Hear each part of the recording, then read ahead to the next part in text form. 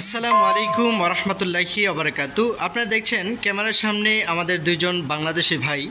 দেখেন বাংলাদেশে আমাদের কালাম ভাই কিন্তু চলে গেছেন, ওনাদের বিজনেস পার্টনার কিন্তু কুয়েতে রয়ে গেছে। আলহামদুলিল্লাহ, আজকে কুয়েতের মধ্যে সবচাইতে বড় একটা প্রোডাক্ট হলো আমাদের মালয়েশিয়ান আমাদের গ্যানোডার্মা লুসিডিয়াম, যেটা মাশরুম।